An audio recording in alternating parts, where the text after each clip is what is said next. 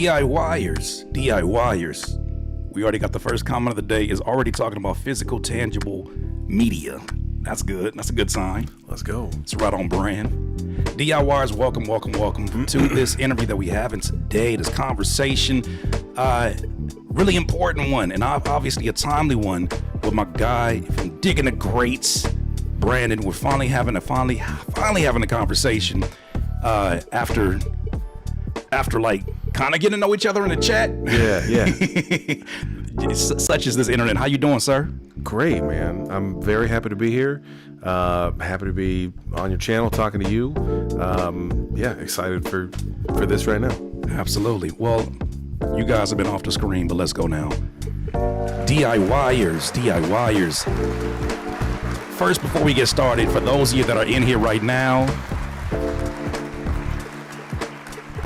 give me an idea on the sound check, because we're doing this all live, and sometimes how it reflects in here is not how it reflects for your listening experience. Does it sound all right? Let me know. Does it sound all right? Those in the chat, Jesus 619. These names are sneaky. Let me tell you this. These names are sneaky because you read them and you don't understand what's going on in the phonetics until you say it out loud. It's sounding good, ladies and gentlemen? Mic a little bit too compressed. Okay, that's what I figured was going on. All right, let me loosen up the arms on the compression on that one. 1 2 1 2 1 2 1 2. Can somebody tell me where did the time go? All right, DIYers. Hopefully that sounds a bit better. Let me make sure I get you mirroring my settings as well. Testing 1 2. Does it still sound a bit over compressed? Because we got to get into this conversation. I want to make sure we look at these comments already in here for you, man. I did not see this collab coming. Let me see this. Wait, it's all good stuff. It's all okay, good stuff. Good, you know good, YouTube. Good. You know YouTube. Oh man. Well, great. Cool. Welcome, ladies and gentlemen. This is a collaboration that is so crazy. My first time interacting with you is in a live stream that you popped in, and I was familiar with, like I said, a lot of the older content, and I had saw like amazing damn thumbnails. And there were stories that I tapped into, but I wasn't all the way tapped in. And then I saw my audience's reaction, and they're like, "Oh my God, Diggin The Greats is in here! Oh my God!" They were losing their mind, and rightfully so. You know, I want to get into this intro that I prepared for you because you do so many things. First of all, how has the last month been for you since this mixtape documentary series? I mean, it's been a very busy month, honestly, like finishing it, getting all the way down to the wire. Right. But yeah, very happy to release it out into the world. It's been a very long time making the project. Right. So then releasing it, has been a mix of very excited and also, it's the end of a very large project. So then releasing that into the world, and then now pivoting to great. The series is out. Now pivoting to, hey, I made a mixtape.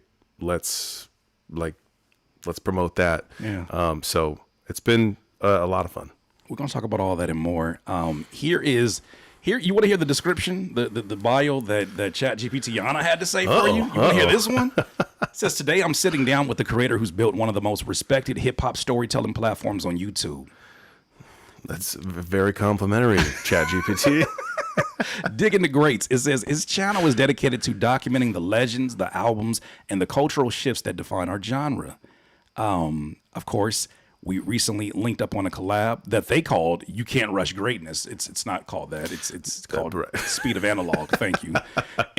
And today we're talking about the mission behind his platform, his approach to storytelling, and how hip hop continues to shape new generations, specifically in physical media. But from your own words, for those who are just getting to know you and don't know about your amazing YouTube channel and all the amazing work that you're doing, in your own words, who is Brandon Diggin The Greats? Do you understand how much I have to consciously not say crates? That's the idea. Is the pun there. Although some people either get it immediately like you, and you're defaulting to crates. Or some people, I've had people who have watched the channel for a long time and then go, hey, I just got it, like digging in the crates. And I'm like, yeah, that's the name. But you said, how would I define? How would you define it? Because my shout out to my guy Niles. He said you didn't mention him being a working bassist or working with Nas. Niles, can I do this interview, sir? This is the part where he's like, by the way, Curtis. But yes, in your own words. In my own words, yeah, I'm a musician. I'm a DJ. I love telling stories. I love diving into history. I love especially getting into whatever the context of something around music is. I love diving deep into music that I love, and coming out the other end with a deeper understanding and appreciation of it. Right. And so that's, I personally, like, I play music, and make music. And then on the channel, is me diving through, going down all kinds of rabbit holes of, music that I love, and, bringing people along for the ride. So yeah, I'm curious. Shout out to my guy Niles. I'm just playing with you now. You know, it's my dog. I'm curious in the chat. What is the first video that you saw from the channel Diggin The Greats? I want to do an experiment really quick, because it's funny. As I was going to your oldest video, I went to the literal oldest video, and I believe it was the Kanye West one. yeah, Through the Wire. Through the Wire, and it's a 1.5 million. It is. What? Yeah. How? What? Because we obviously got to get into the conversation about how you got into YouTube. But let's start there, because I think it'll give us more context of what led to that. But two questions. One, how did you get into the YouTube space? And two, how did you hit a home run your first at bat? If it was your first at bat. That was my first Diggin The Greats video. Yes. So I got into YouTube. There was a few other channels that I did video work for, and including a couple of different brands, music brands, that they sort of wanted to showcase that their products or instruments had been featured with some famous records. And so I sort of made a series with them that was, I animated the whole thing. I taught myself After Effects, because I was like, I know what I want it to be, but I don't know how to do that. Right. So I figured out, I'm sure a real After Effects person would be like, this is an insane workflow. This is not how you do it. But I'm not sure anybody who knows that much of After Effects is a real person. I don't think it's an actual. Who you're describing, I don't think it's the people that I have met that are knee deep in the After Effects language. Yeah. They don't see the world through the same lenses. It's a different breed for sure. But yeah, I sort of wet my feet doing that, and it was me doing voiceover, so I wasn't on screen. And then through the pandemic, I worked for a stretch making videos for a different channel, where I basically did everything. It was different genre. This was a lot of like 80s new wave, like British stuff. Stuff that I knew nothing about. Right. And I basically produced everything, from the research, the writing, doing the script, all the video editing, everything except being on camera. Right. And that was a stretch during the pandemic that got me through, and was good, and then also sharpened my skills on doing that sort of on a longer form format. And then I stopped doing that at some point. The whole story is I took a left turn, and I decided I was going to do like a day job at one point. Okay. And I tried that for about a year, and I'm just not built for that. What part of that do you feel like you weren't built for? Because I feel the same way. So I've been a like freelance musician for my entire adult life as a bass player, and then picking up DJing along the way. And so I was doing that already. And then at a certain point, I think post-pandemic, this is probably 2021, I was like, yeah, I think I need to like settle in a little bit, and I think I'm good. Like, I don't think I need to play out as much. I think I can get a regular job. I can like settle down, whatever. And so I worked for a friend of mine's company. It was actually with microphones. Okay. Like shipping, repairing, assembling for this very small boutique microphone company. And I have nothing but positive things to say about him and the company. Right. But what that turned into for me was just a big grind. And I am someone I have learned needs variety with stuff. And at a certain point I hit a wall and was like, I can't keep doing this. I think it was like December, so I'm leaving in the morning, it's dark, and then I go into this building and I work, and then I had not done this before, and then I leave to go home at the end of the day and it's dark. And I know that is a lot of people's life. That's a lot of people's reality.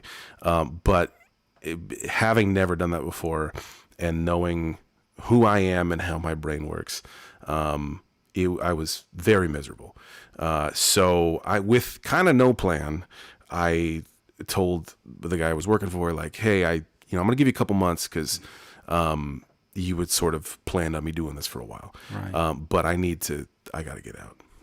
And your exit was a lot better than mine. I'll tell you that right now.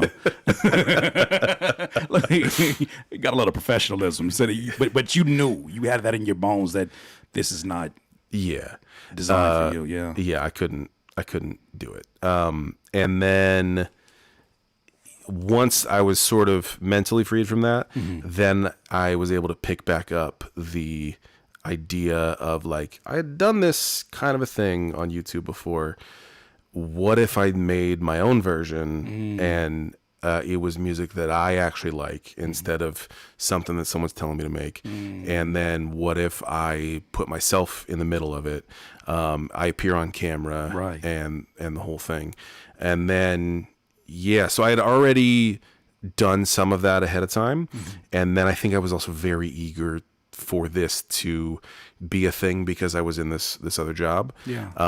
And so I got a lot of the design and sort of the branding elements in place ahead of time because I knew like this is not going to be a one-off video. I'm going to make a lot of these, so I want them to look a certain way. So I got all that sort of squared away, and then the first video was Through the Wire. And I love that song.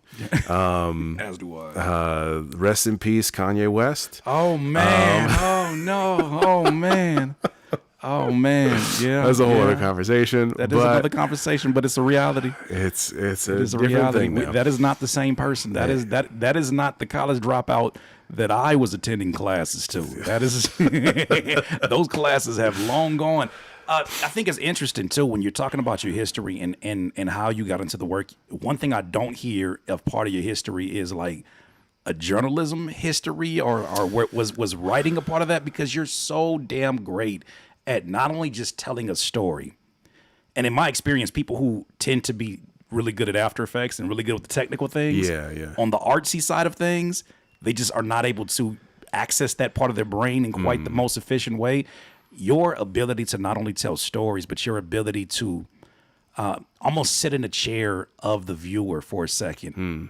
Like the way that the first part of that series, in this mixtape series you just did, I love the way that you kept having like that callback to, there's a word for that. What's the word for that? Oh, yeah. And then you kept returning back. Like that's such an art form to it. It's almost how a lyricist would approach a storytelling, like how Nas would approach the idea of rewind, and do a story in reverse. Where does that come from? I don't have any formal training in journalism or writing at all, other than like regular school. Right. But I think just being a fan of really good storytelling and really good rhyming or really good communication in general, and then analyzing that on my own and figuring out devices and things that you can like callbacks and things like that, Right. that you can use to help move a story along or package a story together. That, yeah, I also like, I know the Through the Wire, like that is a lot of views on that one. That's the first one, but there's a lot of my earlier videos in particular that I look back on and I'm like, oh man, I would do this a lot differently now. And it's probably my own self-criticism, but with the writing or with how I am on camera, where now I feel like getting to the point of the mixtape series, like I did take a long time to write that. And so that was a very long process of a lot of edits, and there's many different versions of each of those episodes. That's crazy. That are a lot different. And then, we got to put this piece here, this piece here. This makes a little more sense. So what you're saying is there's going to be a purple tapes that you're going to release of, and it's so dope because the documentary, which I think is going to be a lot of the conversation, because that sort of even talks about how we came into each other's attention and whatnot, and collaborated recently. You guys saw the video that was up there for Speed of Analog, a song that you guys don't have access to unless you went to diggingthegreats.com and you got that physical. That storytelling, I think, is something that gives a lot of people clarity, because you're not just talking about the main thing. You're going down the rabbit hole of the origins of hip hop, and you're going down the origins of stories that I didn't even know related. And I got notes here that I'm definitely going to recall. But I want to ask you just a hip hop question in general. I'm going to be borrowing from Brown Sugar. When did you fall in love with hip hop? Yeah. It started in middle school for me. Like a lot of people, I think, where you sort of come into your own listening and hearing things that your parents didn't necessarily play. And then starting to follow that further down and go down rabbit holes. Definitely middle school, and then definitely high school for me took off. And I think for me specifically as a bass player, so I've played bass since I was 10. So I grew up playing in the orchestra, playing in the jazz band, playing upright bass, playing electric bass. So my mind is very musically skews towards whatever the drums and the bass are doing, because that's where I live. That's what I'm trying to do with the bass, and then the main thing I'm listening to is drums. So then when I discovered hip hop, that being so drum centric and like the groove is driving it, I was immediately like, okay, well, what is this? This is hitting me in a different way. And then, staying around for the rhyming and then going, oh, wait a minute, he did that. Oh, he did a thing. Oh, yeah. Okay. Yeah.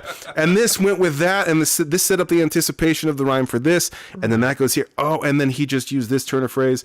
And then, falling in love with the combination of those things and what you can do with it and how you can tell a story and how you can, frankly, communicate things that for me are not my experience of life.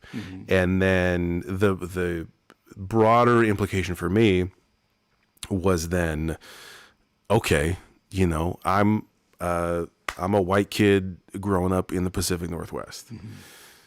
What I'm hearing this record talk about is something I have no idea about. But this is opening up my eyes to a whole different experience. Do you remember specific records that kind of were in those earlier days that you were most, because see I'm wearing my Sade shirt. I always say the thing that made me fall in love with Sade's music is there's one thing to listen to certain artists that are telling your story. There's one thing to listen to certain artists who just meet you at the right time, and then you meet certain artists and certain songs that literally have the ability to change the temperature of the room.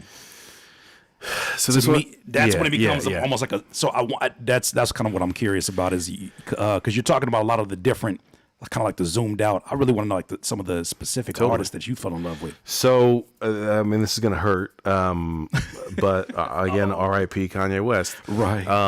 Like College Dropout for me was a huge one.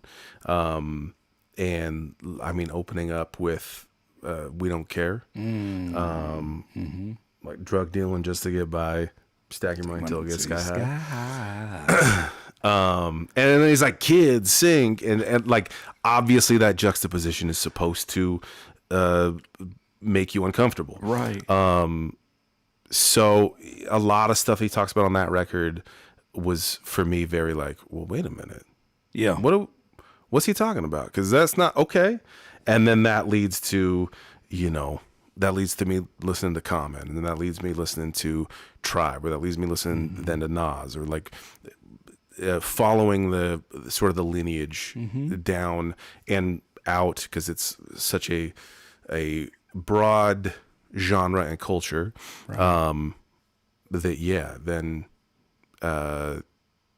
deepening the appreciation and opening up my own understanding of the process.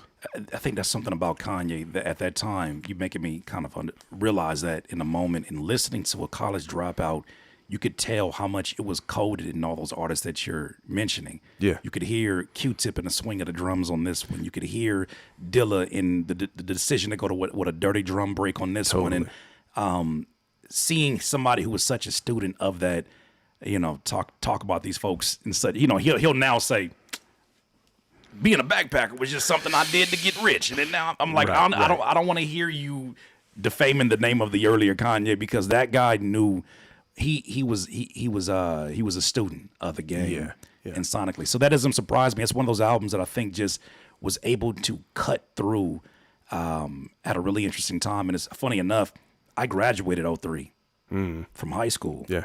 So I was met with a very important decision that College Dropout was not helping. Yeah. not in the way my parents wanted me to, right? So, yeah. But I definitely understand it, man. So for those, do you consider yourself a historian? Because I've heard a lot of people describe you as such, but it feels so like relatable. It doesn't feel like you're trying to, in 1990, do you consider yourself kind of a historian in hip-hop? I don't know that I would use that term, just because it feels like I would need a degree or something as a historian. That's how I feel about journalism. Yeah. See, like, I don't know what it takes to get to officially adopt that title. Right. But I do love history, and I love like with this mixtape series, the same thing is like, here's this thing that I thought I knew, and then I'm gonna dig deeper into it, and then it turns out this is actually way bigger than I thought, and way more interesting than I thought. So that, I love going on that journey myself, and then I love taking people on that journey. So if it's, here's these rejected cassette tapes that didn't sell in the US, and then they end up getting destroyed and sent to China. Now that creates a whole thriving music scene underground. Yeah. That is unbelievably fascinating to me. Same with like, okay, let's talk about, I think it was Shook One's Mobb Deep. I did a thing where I broke down the piano line and then compared it to like a Beethoven sonata. And so then taking that and like, okay, here's one thing that you think and here's one thing that you think maybe you don't like, and let me draw a line in between them. I love doing that. In your journey of digging and really seeing, okay, the stories behind the stories and how familiar you were with them, I'm sure you have a lot of those surprise moments where it's like, well, damn, I didn't realize that it was even deeper than the pre research that I was doing. What do you think has been kind of like the most surprising rabbit hole that you've dug into in doing research on a story or an artist or a song? Yeah. Because I mean, you go pretty broad. Like I've seen Curtis Mayfield as a part of the breakdowns. Right. I was gonna say actually that was a very fun one. I think the title of the video is the Curtis Mayfield song that doesn't actually exist. And I start with the premise of the song Diamond in the Back by Curtis Mayfield. Yeah. And a lot of people think that they know that song. And then it turns out that that's not the name of the song and that's not Curtis Mayfield. So then it's like, okay, where do we go from here? Right. How did we get here? Mandela effect. That's what it is. Exactly. I see what you're doing now. Exactly. So then diving down that rabbit hole, finding out who the artist actually is. I did try to contact him, and that ended up sort of drying up, and that's also part of that story. But then figuring out like, okay, how did this Mandela effect happen? Like, how come this is clearly not Curtis Mayfield, but everyone thinks it is? Right. So that's a whole, that was a very fun one. Do you remember the artist's name? Yes, William Devon. William Devon. Be Thankful for What You Got is the name of the song. I promise you, coming up, because my grandparents, my mother is adopted, so my adoptive grandparents on her side, my grandmother was a Mayfield. Oh. I could never confirm if she was just kind of like saying stuff, but she said like, "Yo, that's a cousin of mine." I'm like, I mean, everybody family of ours, but he would definitely get a lot of spins in the house. So it's almost like Mandela affected me in real time. As I'm thinking, I'm like, I've never heard that name associated with it. It's always been Curtis Mayfield. That's insane. That's insane. Yeah, it's crazy because some of the comments, it's people who know it's William Devon, and they're like, well, of course that's not Curtis Mayfield. Right. But as I walk through, there's all kinds of reaction videos where it's labeled as Curtis Mayfield. There are instances on YouTube of that song with the Curtis album cover where he's wearing the yellow. That's the album cover, and then it's the William Devon song. There's a clip from the Kennedy Center where there's a group performing, and it's labeled, everything about it says Curtis Mayfield, and it's William Devon. Yeah. A really unique question, especially speaking to where we're at, because we're going to definitely get into this conversation. There's so many things we want to talk about, especially when he told me about the things he thought about Spotify. I said, came to the right place. Let's have that conversation. But just more so speaking in general about your style and what is it you do, especially within the last year with the battle and everything that's been going on, hip hop commentary has exploded. Yeah. In general, in recent years. But how do you see Digging the Greats fitting into that space? Because it kind of feels like you operate at your own time, and these videos take a little bit longer. So they're not necessarily, at the moment that it happens. How do you see Digging the Greats fitting into that space differently from reaction channels or kind of like gossip-based media? Yeah. That's a good question. I think first and foremost, I view myself and am aware that I am a guest in hip hop culture. And so I don't want to portray myself as an expert or as an authoritative voice in hip hop itself, because I don't think that's for me to lean towards or officially like take on that sort of title. That being said, I do love hip hop, and I think my main goal, I do think there is plenty of room for all kinds of voices, and I do watch plenty of your videos. I watch plenty of. How the hell do you find my videos, especially when I look at your production? I'm not shitting on my production value. I'm just saying, when you popped in, people were like, "Diggin The Greats is in the chat right now, Curtis. Diggin The Greats," and I'm like, "Oh what?" Like, because it's so many different styles, and I know obviously I understand this from a first-hand perspective, is that I'm into a lot of video content in channels that they probably wouldn't even know, the creators themselves wouldn't even know, because I'm still a consumer. I'm still somebody who is a fan of different things in general. But how the hell do you even come in contact with my channel? Like, I'm like looking at your produced videos and I'm like, damn it, he's making me feel like I need to get back to editing. No, man, no. I mean, every channel's different. Every production style's different. The whole thing. Like anytime I do a live stream, which is not very often, it's a different beast. I don't know how you do it as much as you do. It's yeah. The sacrifice for the bags under my eyes. That was the trade-off. They said, "Do you want to have no bags under your eyes?" I said, "Well, if that's what you want to have, then you can't have live stream capabilities, Curtis King." That was the trade-off. I think though, like I think there is plenty of room for different areas, and I think my area, rather than being like you said, like leaning towards news or gossip, or I'm not necessarily making a lot of stuff that is either reactionary or super current to whatever is happening. Mm-hmm. I've done a few of those, like I did one on GNX when the Super Bowl happened last year, but I think my primary objective is to for hip-hop fans, like, let me take you deeper down the musical rabbit hole so that you can appreciate this more. And then for people who are not hip-hop fans, to go, let me show you all of the musicality. You do such a great job at that, by the way, of bridging that gap. Your videos have on speaking of that topic, because that wasn't the direction I was trying to head in with that question. Yeah. It's just more so I always wonder, just for any YouTuber, how do they position themselves and view it differently from us as the viewing audience?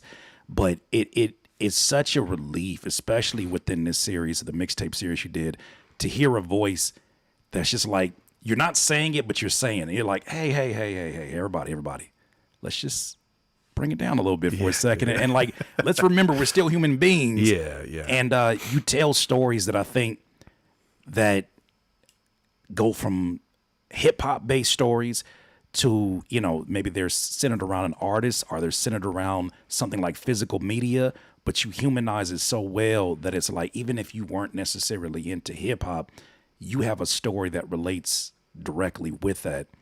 And the mixtape series, if y'all haven't seen it yet, if you're not subscribed, look at the pinned message at the top. Go subscribe and just watch that first, and then go down the rabbit hole, as I'm sure you will. But you do such a great job of making it a conversation that feels like nobody's excluded. But that's the goal. Yeah. Thank you. That is definitely the goal. Yeah, because like I said, like, I love going down these rabbit holes myself, and figuring out, like, I had no idea that this was connected to this, and so then if I can take people on that journey as well, like, that's a win for me.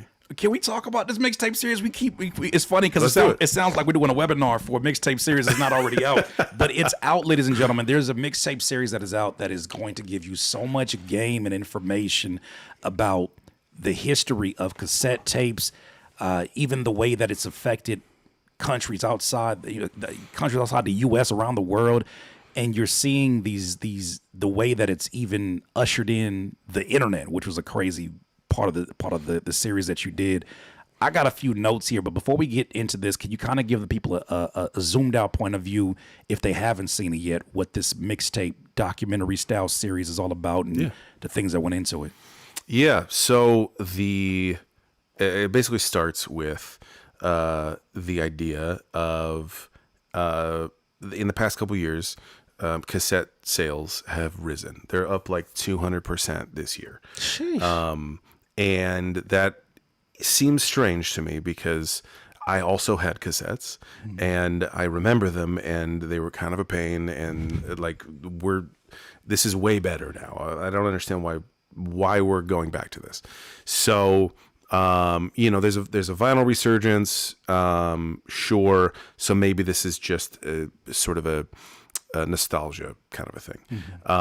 And as the series goes on, I'm trying to figure that out, but I'm also collecting stories from other people, and then a friend of mine, Simon Adler, who he did a series with Radiolab, and so we tell some of those stories incorporated in there. So a lot of it is me figuring out something, and then I go to him, and then he has that same idea on a much grander scale.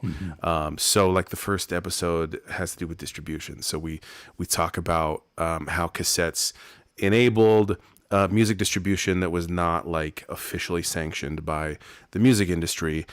So things that were never on tape, like hip hop at the beginning, is able to spread. And then so I go to Simon, and then he basically gives me a story where it's the same underground distribution thing, but on a totally global scale. And then we are doing things throughout, because the specific method for this, like we're cutting a cassette tape with a table saw, and repairing it and doing the whole thing is very so fun. dope to see that. So it's stories like that. And the second episode, we get into like sort of continuing the hip hop mixtape, but then also how tapes are allowing for manipulation of reality, tying into today. Third episode gets very personal.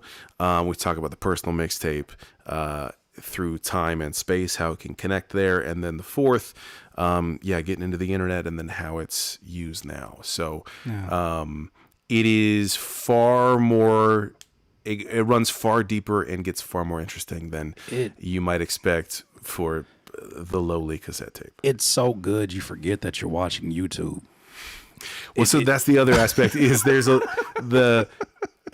in making this series, it was like, let's pull out all the stops for this. Right. So I had a team of people working with me as well. I would love to talk about those various aspects, Sure. but from the cinematography to the animation in there, to the music, like everything is entirely, I was like, I don't want to pull images off the internet. I don't want any royalty-free music.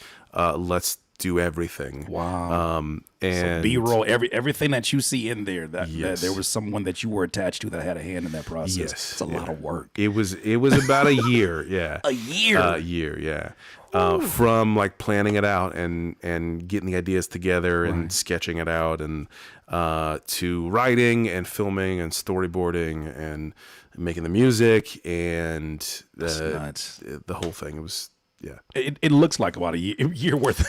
Great. Thank you. Looks like a year and a large team worth of work, but it's so well done. You said there's a 200% surge that has been happening with cassette. I did a video last year that was talking to for the first time, I think since the 80s, cassette tape sales had eclipsed, I believe, either CD or was it vinyl? It's probably CD, because I know CDs have been still in decline. And I was looking this up this morning in preparation for this, and vinyls are still going up and up and still growing, and CDs are continuing to decline. I'm sure they'll come back in the same way that vinyl and cassettes have, but it's... After doing this series, what do you attribute the rise in this time period to the surge in cassettes? So I would attribute it to it is partially nostalgia, but I think a big part of it is Gen Z. And I think a big part of it is, I say this at the end, cassettes make music physical again, which means, as a result, you can own it and you can do whatever you want with it. You can tape over it and you can make something out of it, and you can lock it away, or you can give it to someone else, and in a way that you can't do with a Spotify playlist. Yeah.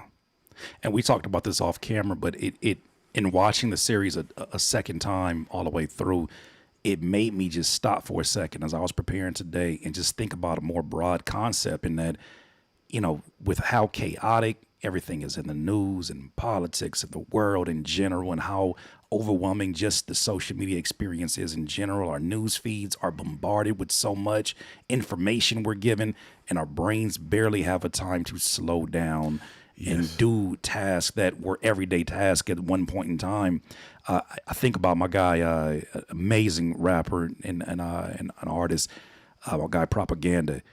He taught me how to, how to make coffee with the I don't know all the tools, but the with the filter, but then make it in the like pour over. Yeah.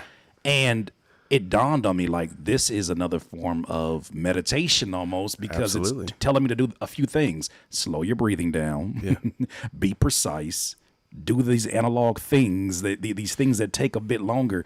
And I feel like it is the solution to a lot of the chaos that is going on in a lot of people's mind. You talk about the way that they're challenged with mental health, overwhelm, and mental health issues. It just seems like it's such a timely thing. I don't know. Did you see the story of the kids on the East Coast who gave up their smartphones in place of like flip phones, and and they're literally turning into 90s kids in the 2000s? Yes. What were your thoughts on that when you saw? I'm all about it. And I think that's a big driver too, because if you, not you specifically, but for those watching, if you have not listened to music on a device that is not connected to the internet in a while, it is a different experience, because there is not the constant possibility of distraction. And I could pull up Instagram while I'm listening to this, or I could pull up this, or I could get a text, and then now I'm in this conversation instead of just focusing on the music. Tired of the ads? It's a different experience. It's just different.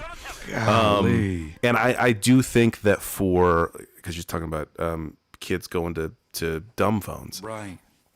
I do think for Gen Z, having grown up with the internet and having the current version of life and unlimited access to all of the things that we have, I remember it being the other way, and I know you do too, before the internet, and they don't have that. And so I think that is a very appealing, like, well, what would this be like if I only had 10 albums instead of 10 million albums, right? Oh, you had a bar. I don't want to cut you off, but you had an absolute bar that made me almost throw my phone out the window.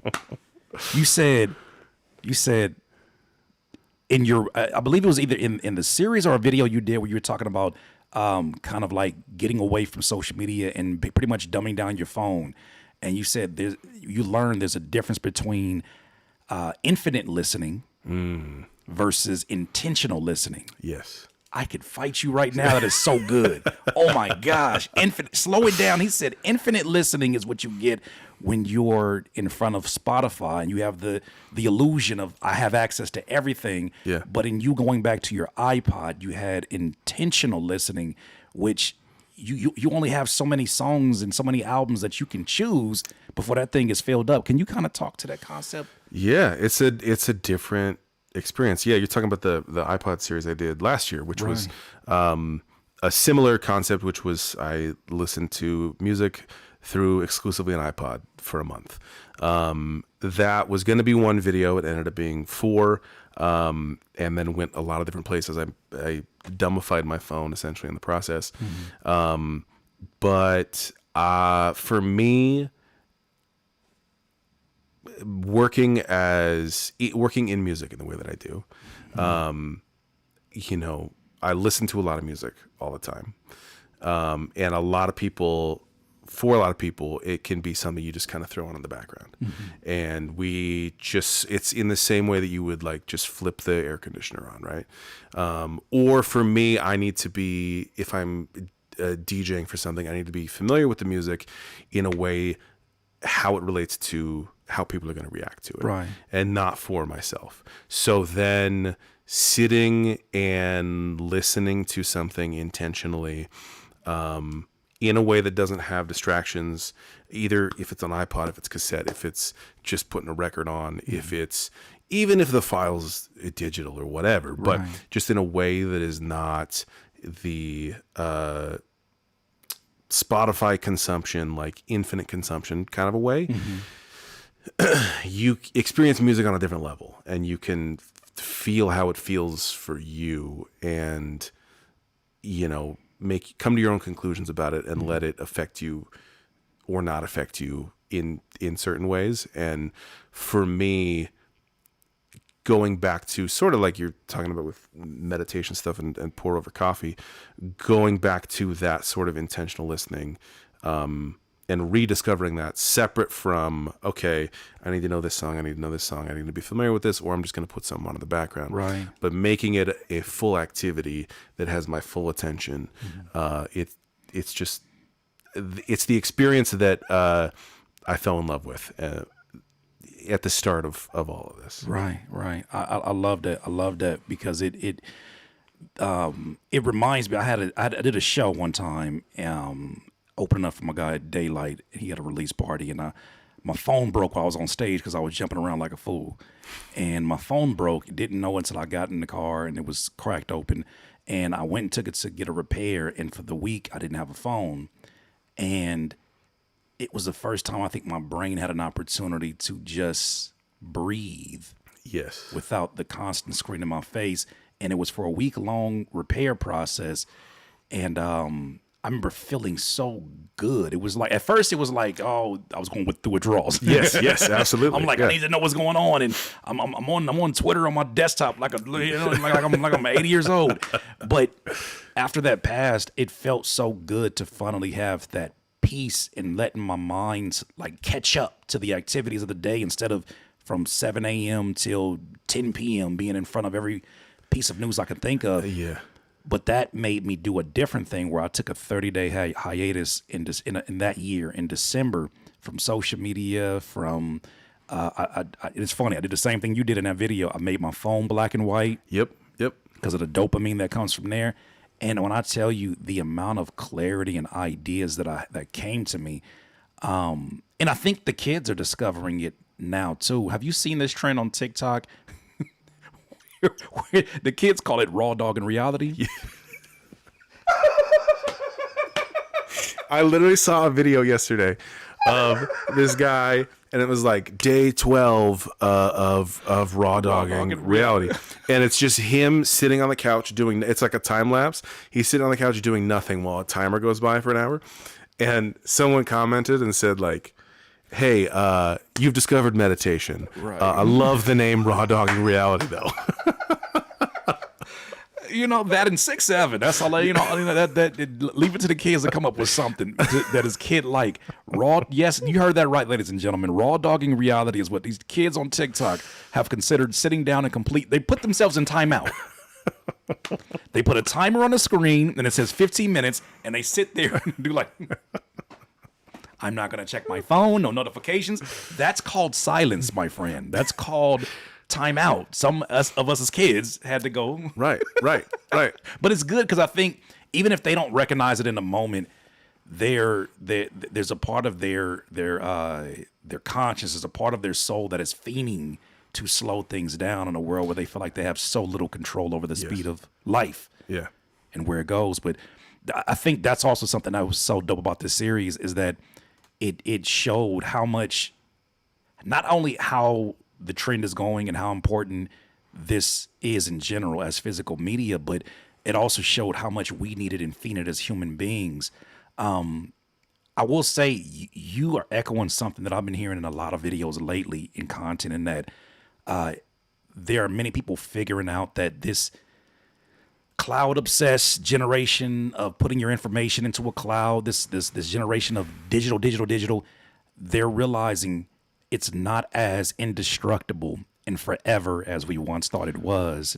We're not even talking about the entrance of AI. AI is coming down the ring. We're not even talking about AI busting in like Stone Cold Steve Austin. We're talking about just your digital not being as protected. Yeah. And it's giving people a reason to trust more in physical media that can do a better job of protecting. Can you kind of talk to that part of the series when you were talking on that? Yeah.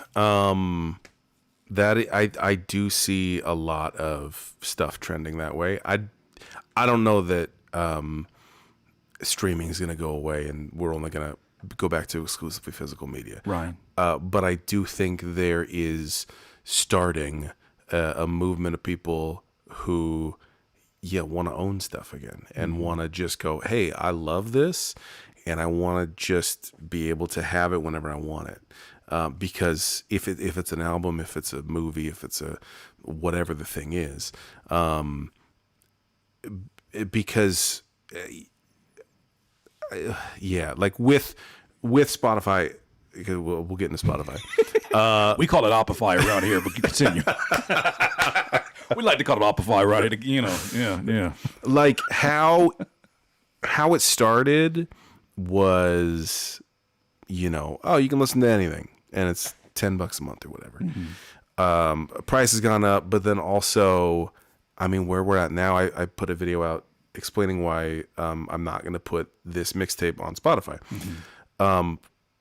It just feels like it pointless because it's a sea of infinite everything, and then now it's getting clogged up with AI generated music or then impersonated music. Yeah. And it kind of feels like the early days of Amazon was like, okay, you can order books online, and then they added a few more things, but it was all like regular stuff that you would get at the store, right? Whoa, sorry about that. I I don't know how that got attached to my computer. I don't have an Apple. I'm sorry. Continue. That is crazy. No, you're good. No, but then like it's all like reputable products and stuff that you would get at a regular store. Right. But then you fast forward to now, and it's stuff that is optimized for Amazon, and it happens so frequently that I order something from Amazon and then I get it, and then it's just really cheap, or it's not quite the thing that I wanted, and then it's not as high quality, and it's really optimized to be able to sell well on Amazon. And I feel like Spotify is rapidly turning into that, where the music that is getting promoted, the music that is getting playlisted, the music that's getting released, because there's so much music every single day that's uploaded, Right. and then now more than ever with AI stuff, is it's music that's optimized for Spotify. Yeah. And talking about doing like intentional listening and letting the music like get into your soul a little bit. It's harder to find that on Spotify. Yeah, and I mentioned this documentary that is out there that is on Netflix that everybody should check out. That kind of gives you an idea of the early days of Spotify. It helps to paint a really interesting picture of Spotify. Daniel Ek, the well, soon to be former CEO, is shown in one of the first scenes eating a burrito and pirated music. There goes the guy we're putting all this trust into. hey, Mr. Egg, that's the guy we're putting. And of course they bend things for the stories and whatnot. Of course, because they're making entertainment, but it does give you a very sobering point of view of how this thing has changed things for the better for some, and for the for worse for working musicians. But who could have predicted that it would not only be a disruption in this time, but fast forward now, I don't know what the hell message they're trying to send with the ICE ads in between that they double down on. Yeah. Daniel Ek has been on record many a times saying that if you're an artist that takes your time to make music, you're going to struggle versus someone who does quantity over quality. Yeah. Daniel Ek's investment in AI weapons. Yeah.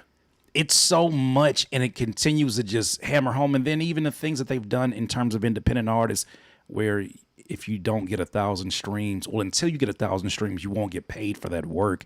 It's almost like you're almost working to meet a quota. Yeah. Yeah. But these are supposed to be services that we use for the convenience of our audience. What is kind of your viewpoint zoomed out on Spotify as it stands today? Yeah. I mean, they also like they're heavy on podcasts and video podcasts, and then audiobooks as well. And actually by doing by providing audiobooks and then making that part of your subscription, there's some sort of licensing loophole where they can actually pay less to. Yeah, that's what they got streams. sued by the association and then songwriters. They got sued, but they lost that. They lost that, so that was a good good news. Yeah, but it greedy. feels very much like, in the way that YouTube has a threshold before you can get paid, right? Before you become a partner, right? Yeah, before you and you're familiar with this, as am I, where you have to hit certain threshold because it's this open platform. It feels like Spotify sees that and goes, great, let's do that so that we don't have to pay a lot of people. Or let's better yet, like, the Instagram model, which is like, we're just not going to pay anybody. Right. They just get away with murder the whole time. Yeah, exactly. So the way I see Spotify going is becoming more and more of a place where there is music. And a lot of big artists are going to be there. And there's also going to be a lot of AI generated stuff.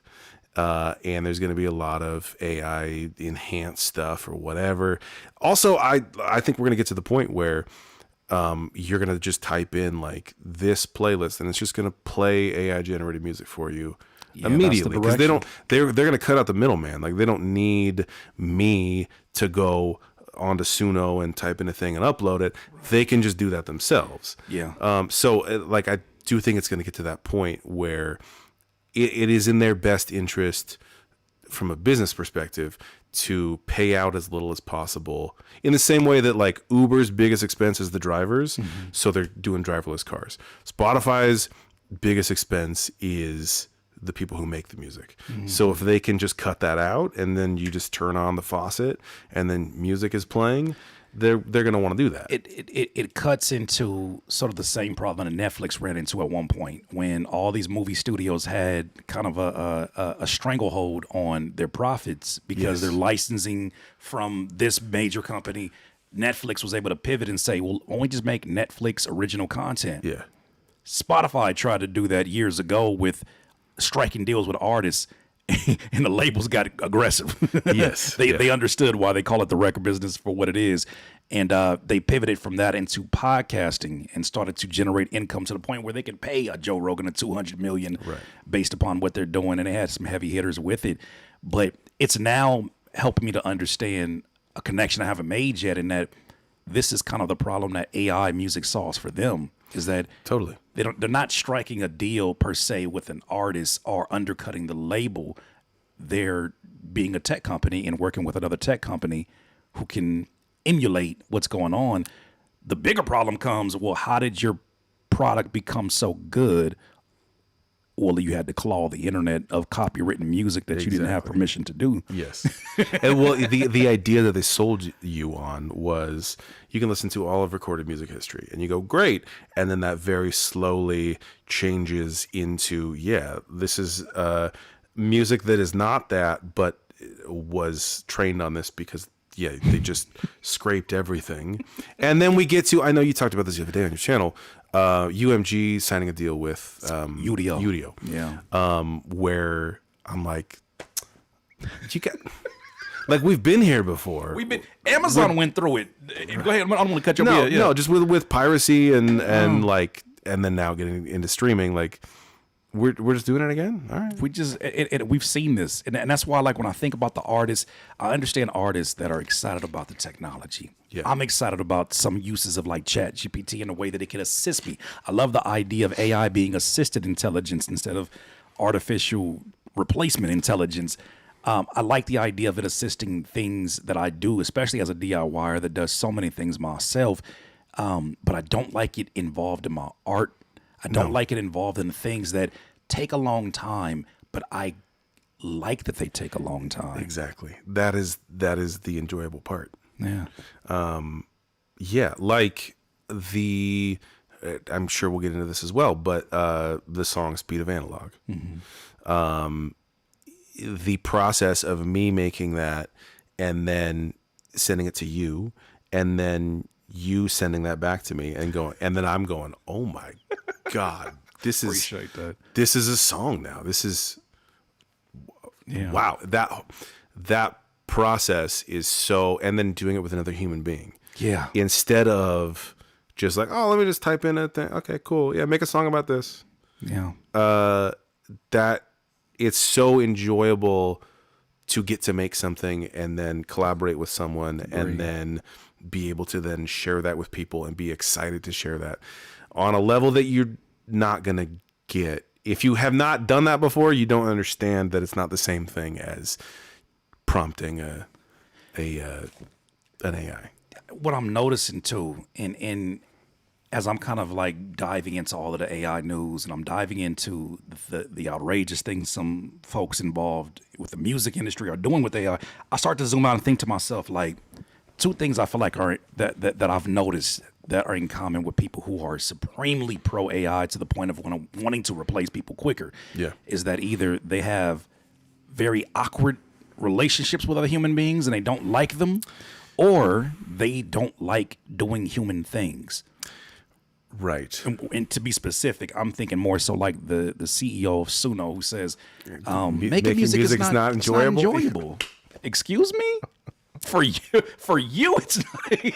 Do you get this thing? I know. You don't understand the thing that you're trying to emulate. You don't. It's like, who wants to sweat when they're running? I've came up with a solution to that. No, this is part of the. This is the point. What are you talking about? I'm not trying to get anywhere. Right. I'm trying to get sweaty. Yeah. Why are you solving problems nobody said was a problem? I know. Except for the people who are starting off and get frustrated like the multitudes of people before them, and then eventually you get better at it. Yeah. Like to me, what I see in that, and I want to know your point of view, is that you're taking away all the things in your pursuit to simplify life, in your pursuit to want to see us evolve from a technological standpoint, like in your pursuit and your obsession in these things, you're slowly but surely taking away the things that make us so human and the things that make it. And I think human collaboration, human events like going to live shows are probably going to be more important than they ever have been. I agree. And the pandemic showed me that. I was like, man, I genuinely miss being able to be around people. Yeah. Because the 6 feet distance, not being able to be in certain places without a mask, and even limiting your conversations with each other. It's interesting that you see the rise of this technology shortly after all that's going down. So I'm not trying to conspiracy put things know. together, but I do think it's a really interesting timing, and sometimes it's God's timing that I think you just look at it and you say we need each other more than ever before. Absolutely. But I think it's calling into the light a lot of relationships that maybe we've had, for instance, artist to graphic designer, because graphic designers got mad when they saw the text to image, and they were like, well, you took forever to get my stuff done. Well, it was your fault, because we need each other more so than ever before. And but how are you kind of like zoomed out looking at all and how things are moving in this direction? Yeah. I mean, I think the technology in the past few years, because it's insane that we're only a couple years into AI being a thing, and it is like the biggest thing. Like NVIDIA, who makes the chips, Right. I don't even know what their valuation is, but it's just unbelievable. Through the roof, yeah. Same thing with OpenAI. I mean, I think the thing is, like, people are very excited by the possibilities, and so they are trying to cram it in every single corner of everything to see what sticks and to see if it works, and do people want this. Why had it come to us first? Exactly. My issue is, like, there are certain things that are fundamentally human things, Right. that I would never want replaced. So why are and you? Yes, it's a fundamental misunderstanding of, like, music's not enjoyable to make. You don't understand what this is then, if you're trying to replace that. We said he wanted to, quote, gamify the experience so everybody could enjoy what it's like. And even to that degree, I'm like, this is your job. I get it. You want to create an experience that everybody can, because you're trying to make the most amount of money. I get it. However, when you allow those same people to flood a platform like Spotify Yeah. that operates on a royalty pool, where depending on how much music is there, depending on who's the top artist in that space in Spotify, that slice of your pie compared to a Taylor Swift getting a bigger slice of the pie because of how much stream she's getting, a whole lot. Your slice becomes thinner and thinner and thinner. And then you see the news about a week ago. Spotify got rid of 75 million pieces of AI music slop content. I tried to find an exact number. They said there's only approximately, they estimate about 120 million pieces of media on Spotify, and you got rid of 70 million. That was the approximate. I don't know how accurate that is. That's insane, yeah. But if it's 120, you just got rid of it. And then the other day, there's a class action lawsuit that's happening with independent artists, and RBX is kind of leading the way because they're accusing Drake of botting 37 billion streams. Right. You allow these same human beings to have access to the technology, cool. But now you're allowing them to cut into the already low payouts that working musicians are experiencing. Right. It's a nasty word. It's already a broken system, and then now it's just the tools to exploit that are even easier to get to. Yeah, yeah. It kind of reminds me of the story that you were talking about in your documentary. Was it China that was exposed to the cassette tapes? Yes. And then can you kind of explain where they damaged the tape? Yeah. And can you kind of explain what was going on with that? Because I have that as one of my notes here. Yeah, so basically, like through the 80s and 90s, like the 80s is the big cassette boom, and they're cheap to make and they're cheap to manufacture, easy to sell at a markup. So cassette sales are exploding and record labels are thrilled. It's also, peak record label time. And so they'll sign artists and they'll print like 100,000 copies, and then they'll distribute it out. And then let's say that those copies don't sell, and this happens a lot. That artist doesn't sell, that band doesn't sell.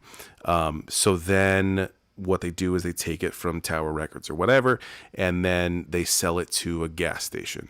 And they'll say, we'll sell you this for half price or whatever. You guys can list it for sale. Mm-hmm. It doesn't sell at the gas station. It ends up at the dollar store, etc. It goes down the chain. And then eventually they go, this is worthless. We're just going to sell this for the plastic because the cassette is plastic and the case and everything. It'll be sent to a recycling center, but we need to destroy it. So they'll take packs of this stuff and run it through a bandsaw and cut through the magnetic tape, the part that goes between the reels, so that you can't play it. And if you try to put it in, it'll just mess up. Right. Then this is sold in bulk to China, who is buying all of the plastic scrap in the world at the time. That's great. Because they're making all these recycling centers. So what ends up happening, and we explore this all the way through, is there's a whole scene of people who will take these cassettes, they find them at these recycling centers, and then take them. Oh, and simultaneously, China is starved for music. So they're in like peak communist rule. There's literally 7 songs that you can legally listen to. Did you hear what he just said? I had to stop preparing today's conversation when I heard that stat. You said 7 songs were only available at the time. 7 songs. They're all like these sort of communist operas, right, that are just played over loudspeakers. But so they are starved for some kind of music. And what happens is people start to go to these recycling centers and find these cassette tapes, and then they figure out that you can unscrew it and take the thing off and then re-spool the tape, reattach it, and then you can play the tape. So then there starts to be these underground stores that are popping up selling all this music that people have never heard before. That's crazy. And it becomes this whole scene. So these are called Daco tapes. And it becomes this whole underground music scene that eventually gets to the point where the government can't control it.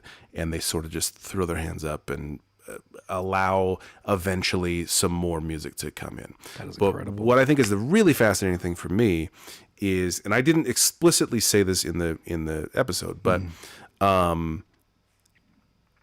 what is fascinating to me, a parallel between that and hip hop is a lot of hip hop is built on samples and like funk and soul samples, and specifically the records that were available. So if that's your parents' records collection, if that's whatever the dollar bin is at the record store, if it's you go to a swap meet, if it's wherever you get the record, whatever is available to you, and then you're hunting for like the breakbeat of the drums or a specific string sample or whatever the thing is. But it's built on kind of the scraps of your parents' collection or whatever records you can find. This is the same exact idea in China. It's all of the stuff that didn't sell in the United States. So it's crazy. They did have everything. They did have like, the Beatles and whoever, but because they don't have any context for it, they didn't care about the Beatles, and they didn't care about the stuff that we would associate as like, oh, that's a very big deal artist. You should care more about. I thought the example he gave was so funny in that he said there could be one of these listeners in China who hear this off of this damaged plastic, and they hear metal or what genre was it? Yeah, like a metal song, And then that's their first introduction into what rock music is supposed to sound like, and then they go to the Beatles and they're like, this is corny. Like, what are we doing? What is this Beatles thing that y'all listen to out there? You know what that instantly remind me of was there's another documentary called Search for Sugar Man. Have you ever seen that? Oh, you would love that. So kind of a similar concept. I don't know if that was part of, some initiative that was pushing music into Africa. But there's an artist that made a song that you heard of. Another one of those that you don't know the name, but you know the song. Yeah. Sugar Man. Yeah. The artist that made that was signed. And at the same time, I want to say Bob Dylan was having his rise. He was forgotten about. So he had that one song, and he thought it was over with. He went and got a 9-to-5, and he lived the rest of his life until he was an older gentleman. Documentaria team went to go look for him, because his song had become a part of a major revolution, I believe, in South Africa. Whoa. And the song was just like, because it got sent out there on vinyl, and the song became almost like one part of his soundtrack became a soundtrack of the movement out there. And so when this all happened, he didn't know that he was like a mythical icon out there. Yeah. And he's like, I'm working at I'm working at Detroit. Like, I'm working hard labor. He's not a rich man. He's just, in terms of finances, and they fly him out there. Wow. And the people there had grown up on his music, and he didn't even know, because we're not talking about having an internet connection between them. And not to give it away, but man, he goes out there and he's driving in his limo. He's still not believing it. These documentarians, he's like, he looks out from the limo and he sees like posters, and he sees his name, like he's coming to the city. And then he performs to damn near a sold out stadium of people who know his lyrics and his songs. But in the States, he didn't get that because he came it was just the wrong time for him. But if you watch that documentary, it's the first thing I thought about, because I'm like, search for Sugar Man. That's incredibly up my alley. I love that. Because it's one of those where it's like, you don't know. I think you get a better idea in this generation because of our internet access and the fact that we can see people kind of using social media from where they're at, and we can exchange stories. We have better communication. But this man went out there and had sold out, and he's just like, they know the lyrics to my song, and people at home don't even know I made the song. That's amazing. So I love that. Wow. I thought about your documentary. I thought about yours when I thought about that when I was listening to yours. Yeah. Can you talk a little bit about also too? I got a few more points on this one. The hijacking of the term mixtape by major labels. Ooh, yeah. That was so interesting to me. Yeah. Can you talk about that? So, yeah. So the term mixtape is a term that can mean a lot of different things. And it depends on sort of the context. And we look at that because, like, in the third episode, we talk about specifically the personal mixtape, like making a tape for someone, from one person to another. But then, we look at in the first episode, the origin of the mixtape, and I talked to, in the second, DJ Green Lantern. Shout out to DJ Green Lantern. Yes. I love that guy. he walks me through, like, okay, blend tapes, and then sort of the progression of the thing, and then up through his era. And he's starting on cassettes, and then he moves to CDs. And because I ask him at the very beginning, like, what is a mixtape? And he's like, well, the definition has changed a lot. My favorite definition, this is one of my favorite lines in the whole series, is he goes like, definition for me is a bunch of shit being mixed together. I'm like, yeah, that's it. That's it. But then he walks through like up to now where you will have major label artists, the progression all the way through, but then up to now where you'll have a major label artist and it's an album, but then it's framed as a mixtape. And they say it's a mixtape so that if it doesn't go well, like the pressure's off. Right. We don't have to, it wasn't enough. It was just, doesn't count towards those metrics and whatnot. Yeah. And then there was also the other angle of it, that I got in the comments where people were like, well, yeah, that's also part of the, like, okay, we have a 2-album deal, but this is a mixtape.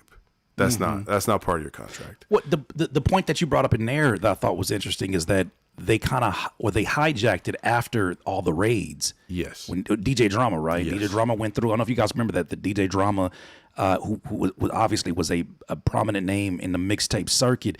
He was getting these CDs physical off, and he was doing these mixtapes, and then he ended up getting raided, and that just put a dent in the whole mixtape series culture. And they went from demonizing the work that he did to then adopting the term to describe an album that is not counted towards official numbers. Yeah, because it got to the point where then artists are giving exclusives to DJs to be on the mixtape because that is, great promo for whatever's coming. And then, I mean, this is a tale as old as time is kill the thing and then adopt it, take the name and make it mean something else. But yeah. Rebranding 101. There's a name here that I did not think I would have so much in common with, at least with the way that describe his story, because it sounded kind of DIY-ish, even though I never would have thought Bing Crosby. Bing Crosby, yes. The story that you tell about Bing Crosby and how important he was to this idea of even just the way we absorb TV, the way that we absorb a produced video, really even YouTube when you think about it to a certain degree. Yeah. What the hell does Bing Crosby have to do with YouTube? Look, there was a line that you said in there that inside the narration of it, in that back in Bing Crosby's day where he was like the whatever you could think, the Taylor Swift, the Michael Jackson, the Elton, he was all that at that point in time. And he was doing all these different things, and he couldn't be in all these different places physically, but he was the guy. One line that stood up to me was, everything was live back then. Yeah. Rewind or fast forward today, you see where I'm leading to? Yes. Everything is live today. Can you talk about the importance of Bing Crosby to really the story that you were telling? So what, again, like I said a moment ago, like one of my favorite things to do is take a thing that you think you know and then follow the rabbit hole down to something that to a place where we did not expect to be, which in this case is Bing Crosby. It's Bing Crosby, right? Because there's not a lot of people talking about Bing Crosby in 2025, unless it's Christmas, right? So that story, he is the biggest celebrity on the planet. He is in movies, he has albums, he's everywhere. He also does a live radio show every week. And he is basically just getting to the point in his career where he's tired and he doesn't want to do this live radio show every single week. And he is desperate to find a solution. The problem is the technology of the time is not good enough for him to be able to pre-record. Pre-tape is not even a concept. Not even a concept. Because tape is not a concept. He's speaking witchcraft. Tape. Exactly. So he tries to do this, and or he basically asks. He's with NBC, and he asks, "Hey, I'd like to pre-record this." And they say, "No, it's not good enough. You have a very distinct voice. This is our biggest show. You're not changing anything." So he leaves. and he goes to ABC. And I like how when you preface the video, this little, he goes to this like independent, This little startup. this little startup called ABC. I love it. And he goes there, and they say like, yeah, we can pre-record it. That's fine. They basically have these old transcription discs that predate vinyl records, and they just don't sound very good. So he does this for a time, and the problem is it sounds very bad, and it gets to the point where viewers are dropping off, and they're not connecting with it. They're not enjoying it. They say it doesn't sound like Bing Crosby.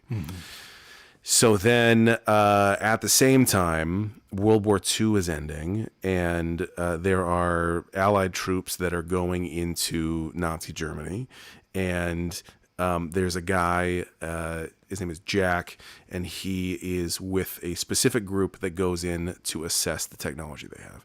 He discovers this tape machine that basically all of these incremental developments technologically from around the world, the Nazis combined and made this thing called a magnetophone, which is the first tape machine that sounded very high fidelity. Tape also existed, but it did not sound good. It sounded even worse than the transcription disc. And you showed an example. That's why you guys got to go watch it. You showed an example that people were complaining about when they saw the first version of that. Yeah, so I myself dove through a bunch of old Bing Crosby recordings, and there is a very noticeable change when it's a slightly different name, the show, and when he goes to the ABC version, it is noticeably worse sounding. So anyway, basically what happens is Jack brings this technology back, and Bing Crosby is his first big client. So this not only frees up Bing Crosby to be able to pre-tape and give him a little bit of a break so he doesn't have to do it live, but then as a result, what comes with that is he is now able to edit stuff. And if something's a little bit off, or a joke didn't land in the way that he wanted it to, or he said the trumpet player might be out of key. Right. Let's do another one of those and insert that into what's going on. Right. Yeah. And that may not seem like as big of a deal because of video editing, but in audio, if it's being presented as live and you don't know that there are edits in there, all of a sudden that changes your relationship to the thing, and there's a little bit of deception in there. And that is the sort of the very beginnings of the change in media and media consumption to now, which is if something is live, and we are live right now, if something is live, it's completely different because it is just accepted now that on the internet, this is pre, what's the Sora, the Sora, the video generation. Sora AI, the one and that actually had Mr. Rogers talking to Tupac about hit him up. So I'm making. You have to understand. I'm making this series, and I'm making it for like a year, and then I'm finalizing the edit, and I'm like, yeah, this is drawing a straight line through, like, sort of editing reality and being able to present things that are not true as if they are true, and that's easier to do than ever. And then, like a week before this episode drops, Sora AI comes out, this app where you can make Tupac talking to Mr. Rogers. You can make literally anything you want. Tupac and Kobe Bryant in Cuba talking about living a good life away from everybody else. Yeah. It's ironically, Bing Crosby is more relevant to what we're dealing with now than ever, because that's the very beginning of it. Yeah. It's crazy. It's a fascinating story, man. I like that. I think that's something that you have such a gift for, is being able to bring certain names up that most folks would think like, what the hell Bing Crosby got to do with me? But you'll do it in a way that's like, oh, Bing Crosby was on his DIY shit. Okay, cool. That's literally the emotions I was going through. I was listening to it. I was like, Bing Crosby. Bing Crosby don't know hip hop, but then you made it. I was like, you know what? That man who said, okay, NBC, you heard of ABC? I'm finna take this whole show over there. Shout out to him. So can we talk about, since this naturally leads into it, it's funny. I can't imagine the experience. I was privy to the idea of what you were doing. You gave me an early viewing of like some of the first episode and whatnot, and I couldn't wait to be involved when you reached out. One, what made you reach out to me? Because a lot of folks in this space only know me now as DIYers. This is Curtis King of CurtisKing.com. They only know that version. Even though I've put out music, I actively put out music. Man, what made you reach out to me and the amazing folks like the homie Open Mike Eagle and the folks that you reached out to for this extended content beyond all this amazing content that he worked with this video for a year? The man said, how about we put together a mixtape project too? I don't know how he found the time or the energy, but talk to me about that. Like, what made you go the direction you went with this? Yeah, so in the process of making the series, basically at the end of the third episode, I decide like, I want to make my own mixtape. And I had this idea of it would be cool to make a mixtape and release it on cassette. Something that goes with the series sort of, but is different and expands on stuff and has guests on it. That would be really fun to do. How do I do that? I've never done that before. So I started making a list of like, okay, I'm simultaneously juggling the series and making music for it. And so there is, I'll say this, there is some music that is in the series that is, I have flipped a sample or two that are very specific and have a very specific meaning to them. Okay. So I'm doing that, and I'm making the music, and I'm making some beats, and in the process, I'm also making a list of like, okay, who are the people that I would want to feature on this? I've been a fan of yours for a long time, and I've watched your channel for a long time, and not only the stuff you put on YouTube, but musically as well. I had no idea. I think your simultaneously your rhyming ability, your ability to tell a story and connect with people, and then your voice. Your voice is like so good. Thank you. That I was like, top of the list is Curtis King. I appreciate that. Absolutely. And we did not know each other. Yeah. I've popped in on live streams, and we've and cause chaos. Cause utter chaos. Cause utter chaos in that room because they forgot whatever the hell I was talking about. Said, Diggin The Greats is here. So I watch far more than I comment, right? Because you have to know, because I know like you're doing a thing, and I don't want to like disrupt the whole thing, right? But yes, so you were at the top of the list, and so the beat that I sent you a couple, and you were like, I'm feeling this one, and I was like, okay. I'm going out on a limb asking you to be on this tape. Right. And I don't know how this is going to go. You go, I'm feeling this one. And then I go, okay, great. So here's the context around this beat. That is specific to a section where and I sent you the clip of this, where it's an animated section. I'm talking about distribution and how this also ties in with hip hop. And you didn't know that ahead of time, but that is like perfect. That idea is perfectly suited for you. And then you may not realize this, or people that have watched the series, but that little piano, like, they played a few times throughout. Yes. So that is like a motif that pops up throughout the whole series. Right. The very last thing you hear, as it's like fading to black at the very end of the series, is that the theme. So that pops up a lot. So I had made that, and I basically, what I sent you was the score version of that, right? Which is, and I sent you the full clip. It's a few minutes long, and you were like, okay, cool. What's the context behind this? What is give me a couple ideas to get this rolling. Because themes matter. If anybody who watch critiques my beats, we care about rappers that stay on subject. that stay on topic, because that's important to me. And I wanted to make sure that whatever vision you had, that I was able to nail that. But continue. I'm sorry. I didn't want to. And then you so quickly turned it around. Yeah. And what you gave back to me was a completed song. And obviously, you know what you're doing production-wise as well.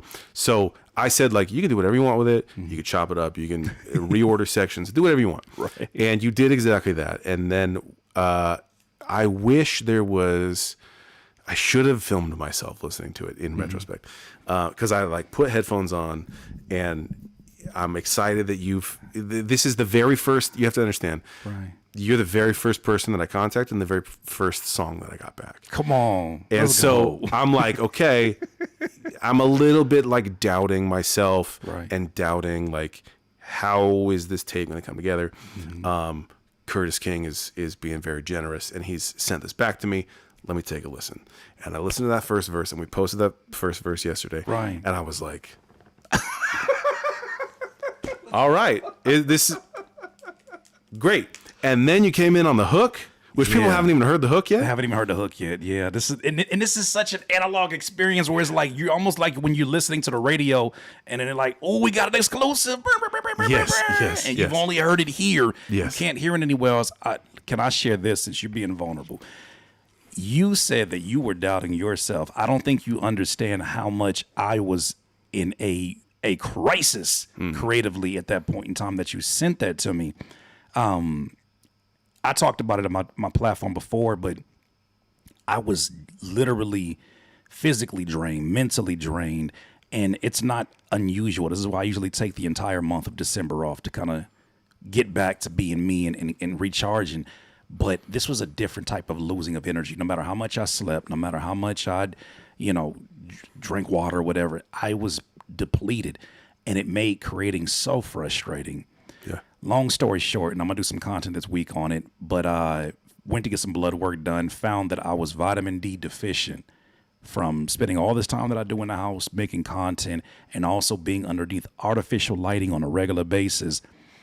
And I was, without that knowledge, I was mentally going through it saying, am I losing my craft? Have I spent too much time making content? Yeah. And is my muscle memory off? I got a brain fog. The ideas are taking so long to write these verses.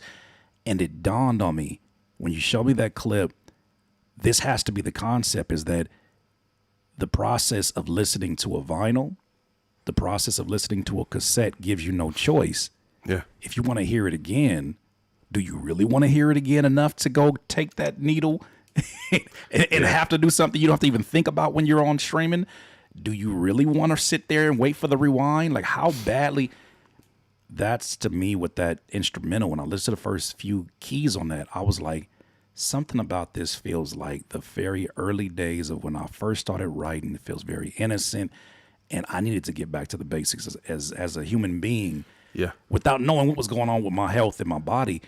But just vitamin D deficient. But with that said, man, writing to that was so therapeutic because I needed something I needed someone else's pressure. Because with me, I'm such a perfectionist that it's like we'll be hammering home at it. You had a deadline. I was like, I needed that to happen. Yeah.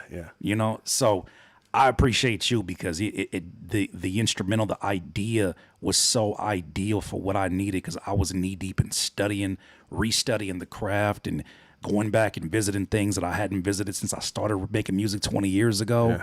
I heard LL Cool J say it recently. He was like, he had to relearn how to rap at this new age that he's at. And I kind of feel like at 40, he had to do the same thing. But that song was so needed. And you sparked that off. So I'm like, I have not stopped. You and my guy, Dama Dozen with his No Music Cypher, y'all set me off to where I needed that external pressure. And imagine that. Human being to human being is what made that happen. There we go. Yeah. Bringing it all full circle. Yeah, on my end, because I said this in a video yesterday, is like I've done, hundreds of beat breakdown things where I'll recreate something and, isolate a sample or whatever the thing is. And a question I get a lot is like, do you produce your own music? And for a long time, it's been like, I'll mess around with stuff, but I've never released something that is mine that I would say like, yeah, this is a project that I made. And then making the thing, sending it to you, having you send it back, and being unsure like, this was a cool idea, but I don't know if this is really. And then I got it back from you, and I was like, okay, well, We're doing this. yeah, it's on. We're doing it. Great. And then from there, it was so much easier for me to, and then be able to send it out to other artists and be like, hey, I'm doing this thing.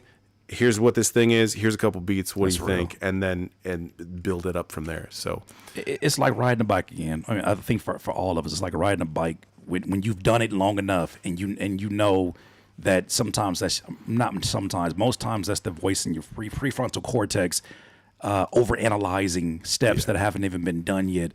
And there's that part of you that's just like, sometimes for me, it's like that one feature that I do for somebody else, and I'm like, what was I tripping off of? Like, what was I really in my head about?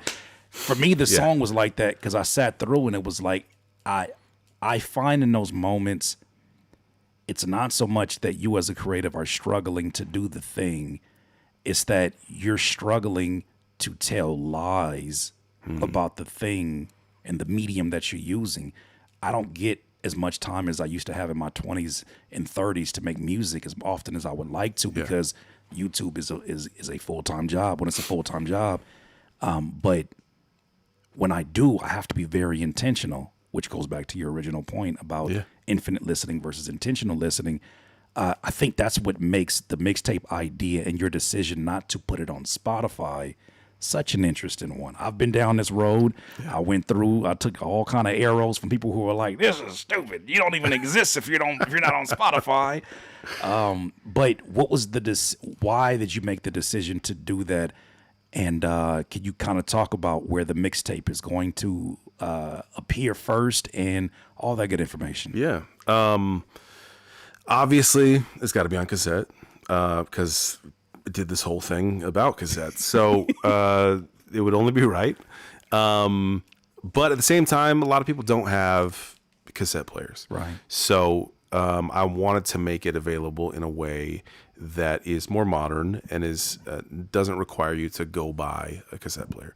As much as I love cassettes, that is too much to expect people to go buy a cassette player in order to listen to this. So we're making cassettes, but then also we're doing what I'm calling a USB digital cassette. So it's basically like a thick plastic card. It's got the same album cover on it. It's basically the dimensions of a tape. It's got the album cover on it, and then you flip it over, and it's the tape. And then it's got a little USB thing that flips out. You can plug that into your phone. You can plug it into your computer. Plug it into your phone too. Yeah, so it's USB-C. Ooh. Yeah, so then you can just copy over directly to your Files app. There's going to be MP3s, waves, digital booklet, and bonus videos. Oh, that's fire. I'm really trying to make that also like better than just buying whatever the digital thing is.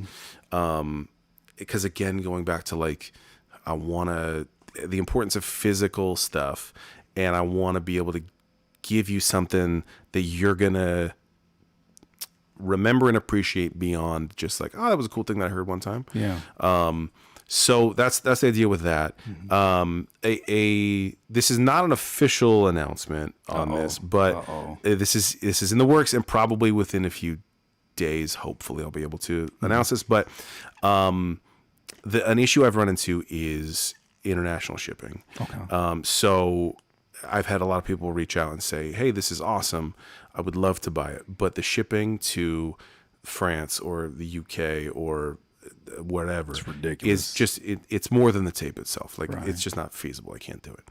And unfortunately, there's nothing I can do because of tariffs and because of shipping rates and the nightmare. It's always expensive. And then right now it's basically through impossible. the roof. Yeah.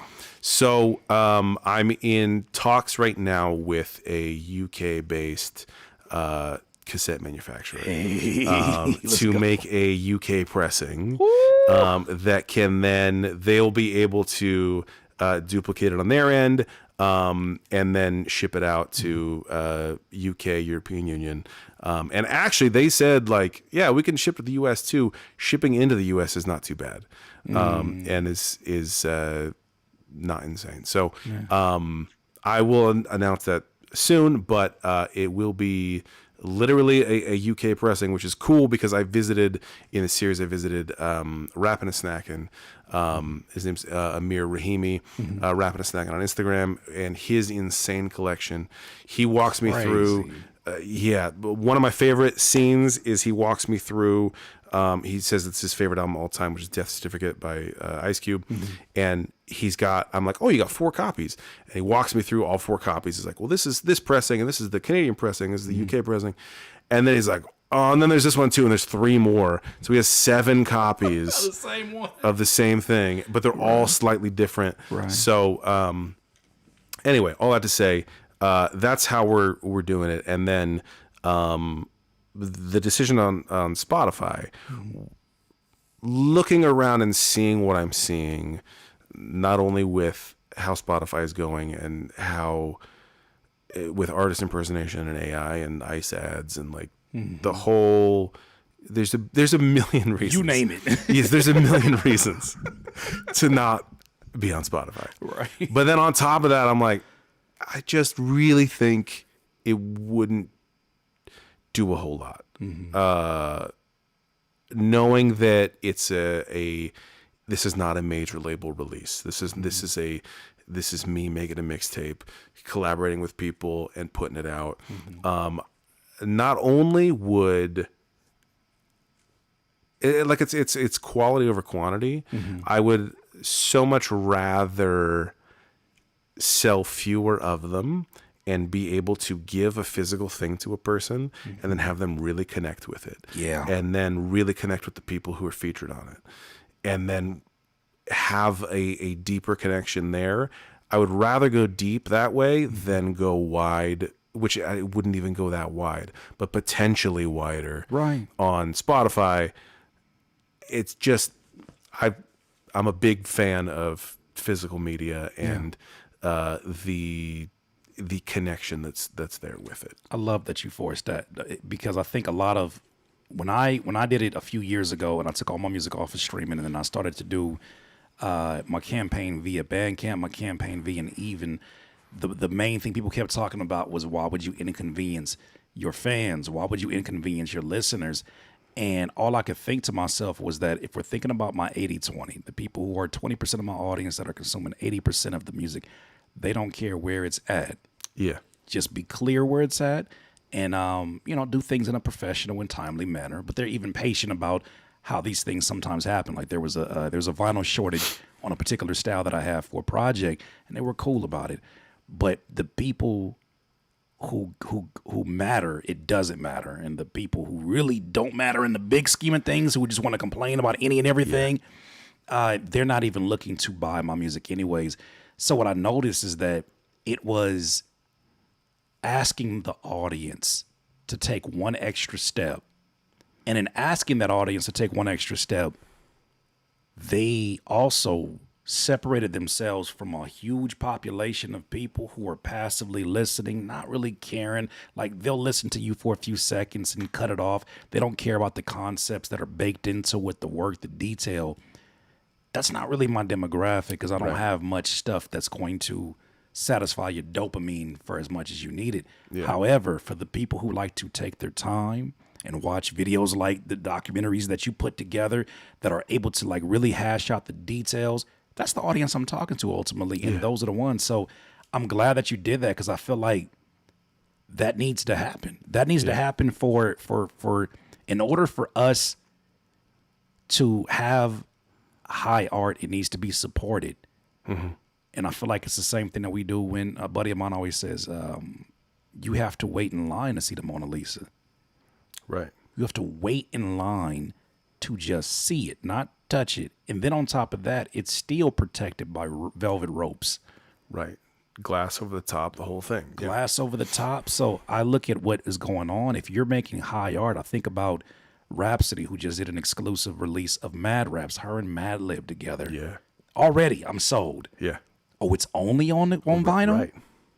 Say less. I'm going to do that. I'm going to do a reaction video with the vinyl. Right. So I like the idea of it's attracting the right people and kind of repelling the wrong people. Yeah, because what you're selling is the intentional listen. You're selling the experience of, I'm going to sit down for 45 minutes and just listen to this thing because I paid money for this. This is physically in front of me, instead of a like, oh yeah, that's cool. Yeah. All right. Cool. Yeah. Yeah. And as other notifications are going off on Twitter.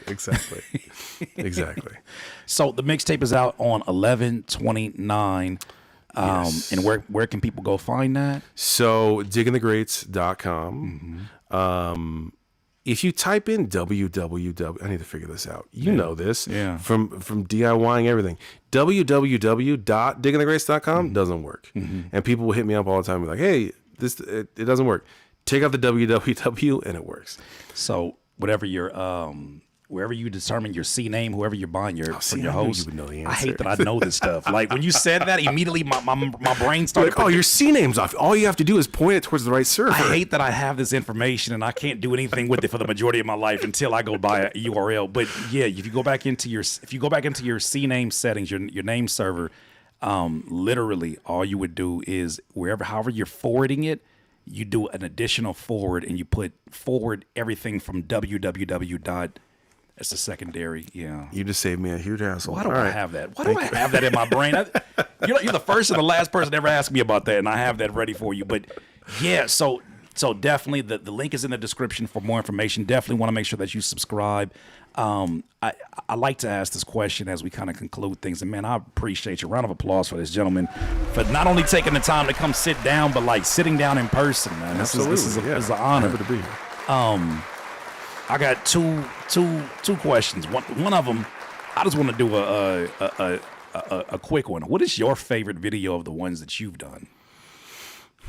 My favorite video, I'm gonna say separate from the mixtape series. Maybe that Through the Wire one is one of my favorites. Because it's also, I can just see myself figuring out what the thing is, and I have no idea where this is all gonna go. Right. And I'm very excited to talk about that song. Yeah. That one, there's one that it did not do very well, but it was the video is what's the first hip hop song, and so it starts as a simple question. What's the first hip hop song? So I trace it back and I go, all right, technically this is a funk song with rapping on it. Maybe we call that the first hip hop song. But then I go, well, what's the first funk song then? And then I go, okay, well then that's technically that's probably James Brown. And then I land on that. And then I go, oh, that's basically though this other Miles Davis jazz song. Okay, so then what's that? Right, and then I trace it literally back to a Neanderthal bone flute. Because what I do a Neanderthal bone flute is I go. I'm gonna call somebody a bone flute today. Hey man, get out my chat acting like a bone flute, man. Go ahead, continue. So there's James Brown Cold Sweat. Ba-da. I tie that to ba-da, ba-da, ba-da, ba-da, ba-da, which is Miles Davis. So that two note ba-da, and then I trace it back through the blues and then all the way through. We go to Africa. And then we go like, okay, well, this is the first like song with instruments. Okay, what's the first instrument? That's how I land on the bone flute. And it's literally like they discovered this Neanderthal bone flute, and it was in a cave. Poor guy who had to be the sacrifice. Hey, you know what we should do with his body? We should make a flute. Drill a couple holes in there. Let me blow into it. No, before that, you got to say. Wonder what happened if I blow into his bones. Like, whoa, hey, man, whoa. hey, we need to discover fire first, sir. There are priorities here. There are priorities here, sir. How did we get here? Oh, my goodness. But Oh man. Okay. But my favorite yeah. part of that is I found a video of they recreated this bone flute and they 3D printed it, and then it's a video of someone playing it, and they go, and it's the same two notes that I just traced all the way through with Miles Davis and James Brown. And I did not plan it that way. Yeah. I truly, like, I'm recording it, and then I go, okay, let's play the thing. And then I went, oh my God. That's it. And so, yeah, so then I like play both of the things on the turntables, and then I play the bone flute little samples in there. It's crazy. Crazy coincidence. Not Miles Skeleton Davis. Not who was the first Bone Coltrane. That is crazy. Little did we know there was a solo beat that was happening that Neanderthal. Oh my God, that is hilarious. Okay, since I gave you advice on your DNS settings, Yes. Curtis King needs your advice now. Uh-oh. This is gonna put you in a hot seat. As a producer, bass lines have always been a weakness for me. Ooh. Okay. As a producer, bass lines have always been a weakness for me in that I'll resort to the root note, or maybe sometimes it doesn't make sense in terms of if you take it to a higher octave, it doesn't sound like music anymore. It sounds like fishing for notes that may be warm to every progression or to whatever the case may be. What would be your advice for someone who is overthinking their bass lines, as being somebody who is accredited like yourself and a professional bass player like yourself? What's your advice for your friend Curtis, since I solved your www.com issue? All right. How much time do you have? Because we could talk for a very long time about this. If we need to do a part two, we can let's make it a series. Well, I guess zoomed out point of view on that one, because I know we can go into the weeds with that. Here's what I'll say. You said, like, you're staying on the root note, but then it feels a little boring, and so. But then if you go up higher, it's getting muddy, or it's getting lost in there. Well, that I think was a kind of an earlier thing. For me, it's a matter of really making them more interesting. Because when you watch, like, some of my favorite producers know how to make the bass dance. Yes. Yeah. And there's just so much movement in it. Drums have always come very second nature for me, but the bass has always been something to where it's like, why is it not moving? I know how to get it in key. Why is this thing not moving? Yeah. What is kind of like your zoomed out philosophy? Okay, so I am going to give you an analogy. Let's say that you are building a fence, like a picket fence. What you're not going to do is you're not going to get all these individual wood slats and hammer them directly into the ground, right? What you are going to do is you're going to get these big, thick posts, and every 8 or 10 feet, you're going to dig a hole in the ground and then lay down some concrete, put this big, thick post every 8 or 10 feet, right? Okay. Those are your fence posts. Then what you need to do is connect those somehow. So then you're going to get like a 10-foot long board to lay horizontally. And you're going to screw those in so that it connects from fence post to fence post. The foundation is set because of that. Okay. Then, now that that's there, you can lay your slats to these things, right?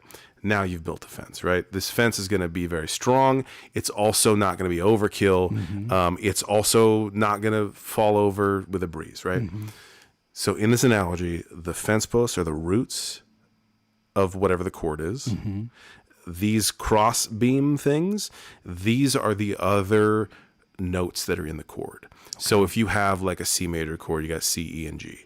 So if you're a bass player, roots is where you live. Those fence posts, that C, you gotta play it. If you don't play the root, it's not going to be that chord, because oftentimes the upper voices don't play that C. So you play that C, that defines everything. Then you don't have to just stick with that, right? You can move around, but when you move around, your other options in that C chord, that E and the G, those are going to be solid options that are your cross beams. That's good. That's so damn good. I see it. He knew what he was. This man's a storyteller. You've heard his YouTube. Have you watched it? This is good. Continue. Then from there, your slats, right. That's whatever other notes you want. So you can play whatever other notes you want. Right. You can throw an F sharp in there. That's absolutely not in a C major chord. The only way you can do that is if that other foundational stuff is there first.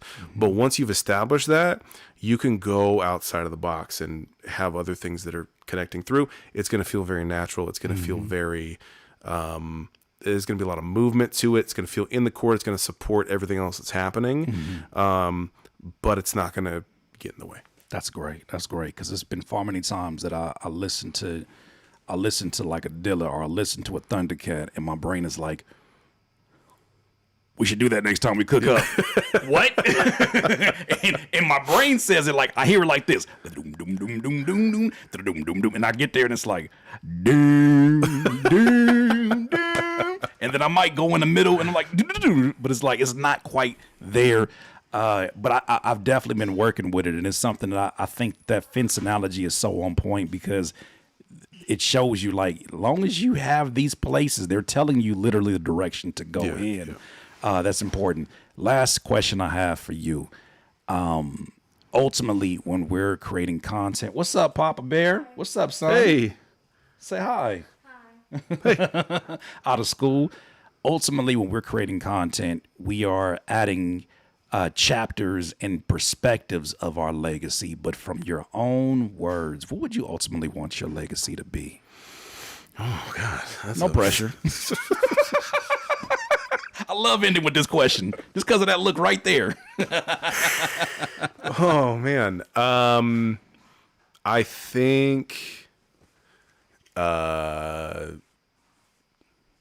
my ultimate goal, I said this near the beginning, but my ultimate goal is to help deepen people's musical appreciation on whatever the thing is that they love. So if that's taking this song over here and showing you all of the framework behind it so that you have a deeper understanding and appreciation of it, or connecting back to the Neanderthal bone flute and you go, oh my God, humans have been doing this for thousands and thousands of years.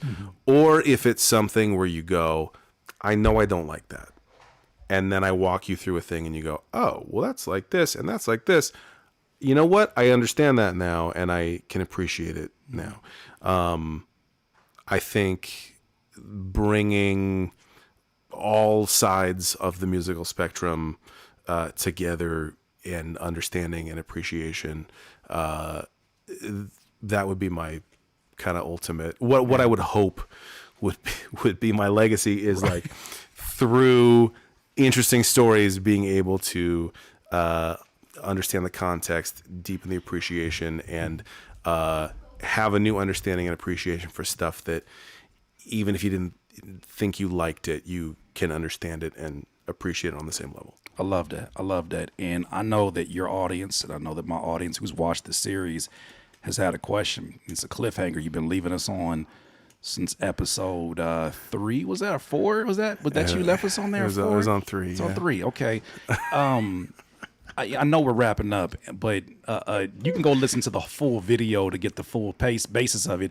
When you think about the word mixtape and how many different definitions it takes on for different people, you brought me back to a very, very humble, not even Curtis, a Dewan, before I even knew what a Curtis King, when I was going to Curtis Middle School, matter of fact. And I would take the time and make a cassette tape mixtape for the girl that I had a crush on. I mean, I'm sorry, my wife, you've been the only one I've ever had a crush on. I've never liked anybody else, ever. The one that I made a mixtape for, the fact that you got to sit down, like you said, and for 60 minutes, if it's a 60-minute tape, you can't just add the songs in 5 minutes to a playlist and send it off. You got to sit there and then the innocence of the air behind the cassette tape, and then the innocence of, okay, I think it's done. Next one. So you had a story about a young lady that I guess gave you one of your first mixtapes. Yes. Can you give kind of a condensed version of that story, and then can we resort to the plan that we talked about earlier? So the episode is about personal mixtapes, and so I tell a personal story about someone who made me a mixtape, and I was starring in a play at the time in middle school, and basically the girl who was in charge of the props for the play, she gave me a mixtape one day at rehearsal, and she was like, "It's my favorite songs on here. You should check it out." And I was preoccupied with everything else. I threw it in my backpack, and I didn't really listen to it. And then one thing leads to another. We get to, sort of the final thing, and there's a scene where I'm supposed to unroll this scroll and read the lines. I have it memorized, but it's blank on the thing, and I have still not listened to the tape. It's been a week or two or whatever. The process of this whole play, and get to the final moment, and I unroll this scroll. And it was supposed to be blank, but she's, of course, in charge of the props. So it says on it, "Brandon, I like you. Aww. Can't you tell? Love, Megan. P.S. That's what's on the tape." Right. And one thing leads to another, and I have not listened to the tape since then. And so in the video, me and two other guys, Zach and Simon, we listened to the tape for the first time, and on the tape is not only a bunch of very of its time music, but also there is a message from a very shy and courageous 13-year-old girl professing her love for me. Yeah. And it is an insane thing to experience, an insane thing for me to experience, insane thing for me to edit, right, and watch myself in this unbelievably vulnerable situation. And then the episode, we go elsewhere in the episode, and the episode ends with the other two guys basically force me to contact her. And Simon, who is a journalist and reporter, has access to phone lookup records and manages to find her phone number. And so it ends with a phone call, me calling her, and the spoiler alert, right as it's ringing, the episode ends. And you eventually talked to her on the phone. Look at the time, ladies and gentlemen. I appreciate everybody who has been watching. A round of applause for Digging the Greats. Oh, my goodness. For those of you who thought you were going to get an exclusive here, you're not getting that at all, actually. I just did that to troll you. All the new people who are here, who have just watched me and saw this and said, "I thought you were a good person, Curtis. You thought entirely wrong." I'm sorry. Look at them saying, "Wow," in the comments. None of my problems, your expectations are your problems. Well, go support. What a transition. What a transition. Look at them. They're in there saying, "Oh, man. Oh, man." Yeah, hey, some stories are meant to be told, but for those of you who enjoy his storytelling style, he has an entire YouTube channel. There's so many stories, so many skews. Like, look, so many stories. So many skews. So my favorite Yasin Bey, one of my favorite quotes by him. Cliffhanger for real. Look. This is the way life goes sometimes. These stories are, he shared a little bit of it. It's none of your business. But what is your business is diggingthegreats.com. It's definitely there with the physical for Mixtape. It's just called Mixtape, right? Yes. It's just Mixtape. Yeah. I cannot wait for y'all to hear this. Matter of fact, I can't wait to hear more of the music because of this. This tape gave me an opportunity to talk to my guy, Mike Eagle, Open Mike Eagle, and he's going to be coming down here to DIYer Studios this month to talk about his journey and what he contributed to the project. So, man, I just want to say thank you once again for lighting the fire at a really important time with this opportunity, involving me in this, but then just telling the stories the way that you do. I know we didn't get a chance to get into it, but, man, I love the things that you say about D'Angelo, rest in peace, because you made a few videos that really just captured his importance and really captured his essence for people who, because you got your trollers who got hit on social media, and they're like, who? They're like, who is why do I need to care? But it's dope that there is content that documents in such an authentic way his impact across the board. Yeah. So we appreciate you. Absolutely. Well, thank you so much for having me today. Thank you for being on the tape. Yeah, I'm very excited to release it. Very excited to have you on it. Thank you again. Man, round of applause one more time for Diggin The Greats. I went the whole interview without saying Diggin The Greats. I'm proud of myself. My brain does that because it's just a DIYer brain. DIYers, thank you so much. Make sure you hit the like button on the way out. This video will stay up for you to replay it and all that good stuff. I always support, appreciate you. If you have not yet, make sure you hit that like button. That is greatly, greatly appreciated. DIYers, I do appreciate you all. Have an amazing day. We'll be back here in just a second for Critique My Beats. Thank you again, sir. Absolutely.